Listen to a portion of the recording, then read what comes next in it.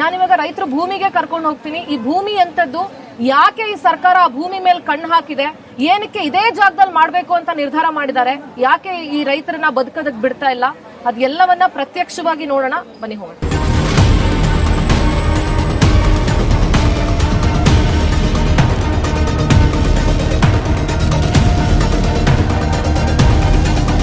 ಈ ನಿಂತಿರೋ ಈ ಜಾಗ ಏನ್ ನೋಡ್ತಿದ್ದೀರಾ, ಇದು 30 ಗುಂಟೆ ಜಾಗ ಅಂತೆ. 30 ಗುಂಟೆ ಜಾಗದಲ್ಲಿ ಸಮಗ್ರ ಕೃಷಿ ಮಾಡ್ತಾ ಇದ್ದಾರೆ. ನೀವು ನೋಡ್ತಾ ಇರ್ಬೋದು, ನಿಂಬೆಹಣ್ಣು ಹಾಕಿದ್ದಾರೆ, ತೆಂಗಿದೆ, ಇಲ್ಲಿ ಮೆಣಸು ಹಾಕಿದ್ದಾರೆ, ಮತ್ತೆ ಅಲ್ಲೊಂದು ಫ್ಯಾಕ್ಟ್ರಿ, ಮಿನಿ ಫ್ಯಾಕ್ಟ್ರಿನೂ ಮಾಡ್ಕೊಂಡು, ಇಲ್ಲಿ ಏನ್ ಅಡಕೆ ಪಟ್ಟೆ ಬೀಳುತ್ತೆ ಅದ್ರ ತಟ್ಟೆನೂ ಮಾಡ್ಕೊಂಡು, ಬಾಳೆ ಹಾಕೊಂಡು 30 ಗುಂಟೆ ಜಾಗದಲ್ಲಿ ಸಮಗ್ರ ಕೃಷಿ ಮಾಡ್ಕೊಂಡು ಬದುಕ್ತಿದ್ದಾರೆ.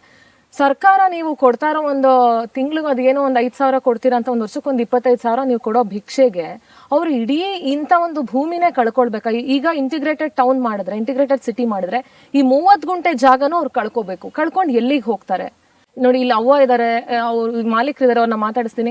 ಏನ್ ಹೇಳ್ತೀರಾ ಅಮ್ಮ, ಇವಾಗ ಇದೇ ಪ್ರಾಜೆಕ್ಟೇ ಕೈ ಬಿಡ್ಬೇಕು, ಇಲ್ಲ ಅಂದ್ರೆ ಪ್ರಾಜೆಕ್ಟ್ ಓಲ್ಡ್ ಪ್ರಾಜೆಕ್ಟ್ ಕೈ ಬಿಟ್ಟಿಲ್ಲ ಅಂತಂದ್ರೆ ಇದನ್ನ ನಡೆಸಲೇಬೇಕಾಗುತ್ತೆ, ಭೂಮಿ ಎಲ್ಲ ಹೊಟ್ಟೋಗುತ್ತೆ. ನಾವ್ ಕೊಡಕ್ಕಾಗಲ್ಲ ತಾಯಿ, ಕೊಟ್ಬಿಟ್ಟು ನಮ್ಮ ಮಕ್ಳು ನೋಡ್ರಿ, ಒಬ್ಬ ಅವನೇ ನಮ್ಮ ಕೈಲಾಗಲ್ಲ, ಸಾಕ್ತಾರೆ ನೋಡ್ರಿ, ಇಲ್ಲಿ ಬರಕ್ಕಾಗಲ್ಲ, ಹಂಗಿದ್ದೀವಿ, ಸಾಕ್ತಾನೆ. ಏನೋ ಭೂಮಿ ಮಡಿಕೊಂಡು, ಏನೋ ಒಂದಿಷ್ಟು ಫ್ಯಾಕ್ಟ್ರಿ ಮಡಿಕೊಂಡು ಸಾಕ್ತಾನೆ.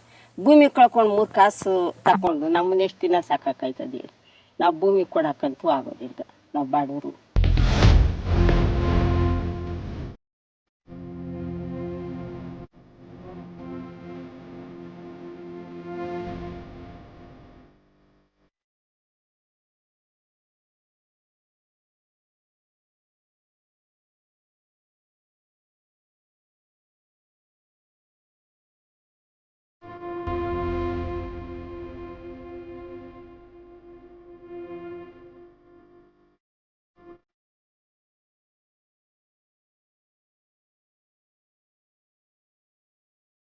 ಮೇಡಮ್, ನಾವು ತಿಂಗಳಿಗೆ ಮಿನಿಮಮ್ ಒಂದು 40,000 ರಿಂದ 60,000 ರೂಪಾಯಿ ಸಂಪಾದನೆ ಮಾಡ್ಕೊಂತೀವಿ ಮೇಡಮ್. ಇವಾಗ ನಾವು ಓದಿಲ್ಲ, ನಾವು ಬೇರೆ ಕಡೆ ಹೋದ್ರೆ ಫ್ಯಾಕ್ಟ್ರಿಗೆ 20,000, 10,000, 12,000 ಅಷ್ಟೇ ಮೇಡಮ್. 12,000 ಕೊಡ್ತಾರೆ ಅಷ್ಟೇ. ಇವಾಗ ನಾವು 30 ಗುಂಟೆಯಲ್ಲಿ ನಮ್ಮ ಅಪ್ಪ ಅಮ್ಮನ ಸಾಕೊಂಡು, ನಮ್ಮ ಹೆಂಡತಿ ಮಕ್ಳುಗಳನ್ನೆಲ್ಲ ಓದಿಸ್ಕೊಂಡು ಜೀವನ ಸಾಗಿಸ್ತಾ ಇದೀವಿ. ಇವಾಗ ಈ ಜಮೀನ್ ಕಿತ್ಕೊಬಿಟ್ರು ಅಂತ ಅಂದ್ರೆ ನಾವು 12,000 ರೂಪಾಯಿ ತಗೊಂಡು ಮಕ್ಳನ್ನ ಓದಿಸ್ತಕ್ಕೈತದ? ಅಪ್ಪ ಅಮ್ಮನ ಮೆಡಿಕಲ್ಗೆ ಖರ್ಚು ಮಾಡೋಕ್ಕಾಗತ್ತಾ? ಮತ್ತೆ ನಮ್ಮ ಫ್ಯೂಚರ್ಗೆ ಏನು ಮಾಡಿಕೊಳಕ್ಕಾಗತ್ತೆ ಮೇಡಮ್? ಮತ್ತೆ ನಮ್ಮ ಡಿ.ಕೆ. ಶಿವಕುಮಾರ್ ಸರ್ ಈ ಕಡೆ ಎಲ್ಲ ಬಂಜಲು ಭೂಮಿ ಅದಕ್ಕೆ ತಗೊಂತಾ ಇದೀವಿ ಅಂತ ಯಾರು ಇದನ್ನ ನೋಡಿದ್ರೆ ಅವ್ರಿಗೆ ಅವ್ರ ರೈತರಲ್ವಂತ ಅವ್ರಿಗೆ ಗೊತ್ತಿಲ್ವಂತ. ಈ ಬಂಜಲು ಭೂಮಿಲಿ ಇಷ್ಟು ಬೆಳೆಗಳೆಲ್ಲಾನು ಬೆಳೆಯಕ್ಕಾಗುತ್ತೆ ಮೇಡಮ್?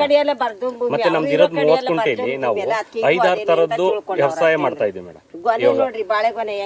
ಬಾಳೆ ಹಾಕಿದೀವಿ. ಮತ್ತೆ ನಾವು ಬದುಕದಲ್ದೆ ಪಕ್ಷಿ ಪ್ರಾಣಿಗೆ ಅಂತ ಫ್ರೂಟ್ಸ್ ಗಿಡಗಳನ್ನೆಲ್ಲ ಹಾಕಿದೀವಿ. ಅದರಿಂದ ನಾವು ದಯವಿಟ್ಟು ನಮ್ಗೆ ಕೈ ಮುಗಿದು ಕೇಳ್ಕೊಂತೀವಿ, ಈ ಜಮೀನ ನಮ್ಗೆ ಉಳಿಸ್ಕೊಡಿ, ದಯವಿಟ್ಟು ಬಿಟ್ಬಿಡಿ ಇದನ್ನ.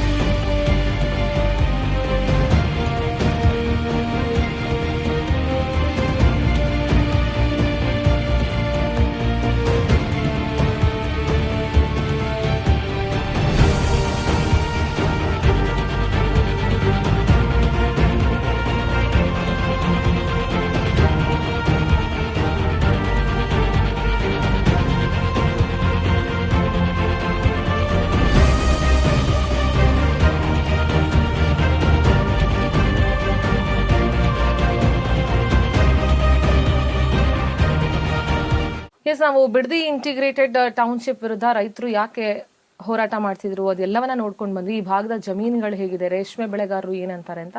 ಸೊ ನಾವಿಲ್ಲಿ ರೇಷ್ಮೆ ಗೂಡುಗೆ ಬಂದಿದ್ದೀವಿ. ಸೊ ನೋಡ್ತಾ ಇರ್ಬೋದು, ಇದು ಆಲ್ರೆಡಿ ಹಣ್ಣು ಅಂತ ಹೇಳ್ತಾರೆ, ಅಂದ್ರೆ ಇದು ಫುಲ್ ರೇಷ್ಮೆ ಅಂತ ಹೇಳ್ತಾರೆ. ಇದು ಇನ್ನೂ ಆಗ್ಬೇಕು. ಇಲ್ಲಿ ಒಂದಷ್ಟು ಜನ ರೇಷ್ಮೆ ಆಳ್ಗಳು ಕೂಡ ಇಲ್ಲೇ ಇದ್ದಾರೆ, ಅವ್ರು ಕೆಲಸ ಮಾಡ್ತಿದ್ದಾರೆ. ಇವ್ರು ಕೆಲಸ ಕೊಟ್ಟಿರೋರು ಯಾರು ಅಂದ್ರೆ ಇವರಿಬ್ರು. ಸರ್, ನಿಮ್ ಹೆಸರು? ಕುಮಾರಸ್ವಾಮಿ ಮತ್ತೆ ಇವರಿಬ್ರು ಸೇರ್ಕೊಂಡು ಅವ್ರೆಷ್ಟು ಒಂದ್ 5 ಜನ ಕೆಲಸ ಕೊಟ್ಟಿದ್ದಾರೆ. ಸರ್, ಏನ್ ಹೇಳ್ತೀರಿ? ಇವಾಗ ಇಂಟಿಗ್ರೇಟೆಡ್ ಟೌನ್ಶಿಪ್ ಆ ಪ್ರಾಜೆಕ್ಟ್ ಆಯ್ತು ಅಂತಂದ್ರೆ ಇದೆಲ್ಲ ಕಳ್ಕೊಳ್ಬೇಕಾಗತ್ತೆ. ಇದ್ರಲ್ಲೇ ಜೀವನ ಮಾಡ್ತಿರೋದು, ನಮ್ಗೇನು ಜಮೀನ್ ಇಲ್ಲ ಜಾಸ್ತಿ, ನಾವೆಲ್ಲ ಲೀಜ್ಗೆ ಹಾಕೊಂಡು ಮಾಡ್ತಾ ಇದೀವಿ. ಆಮೇಲೆ ನಾವು 20 ದಿನಕ್ಕೆ ಬೆಳೆ ಬೆಳೀತಾ ಇದೀವಿ. ಇದನ್ನ ಬಿಟ್ರೆ ನಾವು ಬೇರೆ ಜೀವನ ಮಾಡಕ್ ಆಗಲ್ಲ. ನಾವು ಕಾಲದಿಂದ ಇದೇ ಮಾಡ್ಕೊಂಡು ಬರ್ತಾ ಇದೀವಿ. ನಾವು ಒಂದು 20 ದಿನಕ್ಕೆ ಒಂದೊಂದು ಬೆಳೆ ಬೆಳೀತಾ ಇದ್ದೀವಿ. ಒಂದು ಬೆಳೆಗೆ 100-120 ಮಟ್ಟೆ ಮಡಗ್ತಾ ಇದ್ದೀವಿ. ಈ ಸಲ ಸ್ವಲ್ಪ ಸೊಪ್ಪಿಲ್ಲದೆ ಇರೋಕ್ಕೆ 100 ಮಟ್ಟೆ ತಂದಿದ್ದೀವಿ. ತಿಂಗಳಿಗೆ ಎಷ್ಟು ಆದಾಯ ಬರುತ್ತೆ ಅಥವಾ ನಿಮ್ಮ ಆದಾಯ ಹೇಗೆ? ಒಂದು ಬೆಳೆಗೆ ರೈಟು ಸಿಕ್ಕಿದ್ರೆ ಒಂದು 60,000-70,000 ಆಗುತ್ತೆ. ರೈಟ್ ಇಲ್ಲ ಅಂದರೆ ಸ್ವಲ್ಪ ಡೌನ್. ಈಗ ಬೆಳೆದ್ರೆ ಅಲ್ವಾ ಆಳುಗಳೆಲ್ಲ ಅವರು ಜೀವನ ಮಾಡೋದು, ನಮ್ಮಿಂದ 4 ಜನ ಜೀವನ ಮಾಡೋದು. ಅದರಿಂದ ನಮ್ಗೆ ಜಮೀನು ಬೇಕೇ ಬೇಕು. ಬನ್ನಿ ಎಲ್ರು ನಮ್ಗೆ ಯಾವ್ದು ಇಲ್ಲ.